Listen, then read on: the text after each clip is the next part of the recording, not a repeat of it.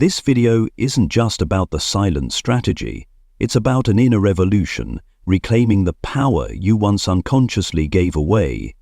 You take back your attention, not to give it to them, but to return it to yourself. And in the eyes of a narcissist, that act isn't just silence.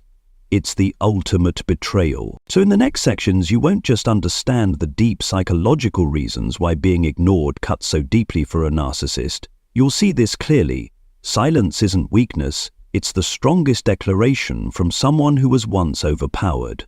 When you no longer need to shout, no longer need to explain, and no longer need them to see you as right, you've already reclaimed the strength they thought you'd never find. If you want to understand why being ignored sends a narcissist into panic, you first need to understand who they really are, beneath all the masks.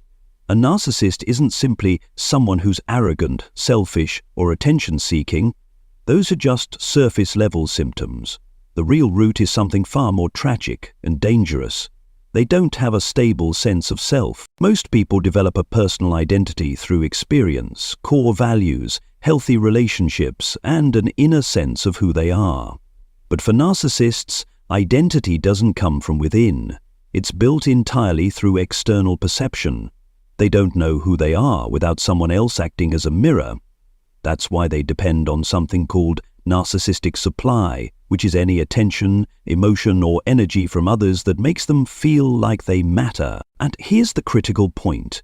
They don't care what kind of reaction you give them, only that you react. Whether it's love, admiration, anger, pain, or jealousy, it all holds value in the narcissist's eyes, as long as your focus is still on them. In their world, existence only feels real when they're affecting someone. If you cry because of them, they feel powerful. If you beg, they feel superior. If you lash out, they feel important. But if you ignore them, if you remain calm, if you slip beyond their control, suddenly they've lost the fuel that props up their inflated sense of self, and that drives them mad. Psychology calls this an externally dependent ego structure, meaning a narcissist doesn't know who they are unless someone reflects back the image they want to believe about themselves. You were that mirror, and throughout the relationship they did everything they could to control the reflection, manipulating you, gaslighting you, making you question your reality, until you reflected exactly what they needed to see, not your true self, but a version of you they could control.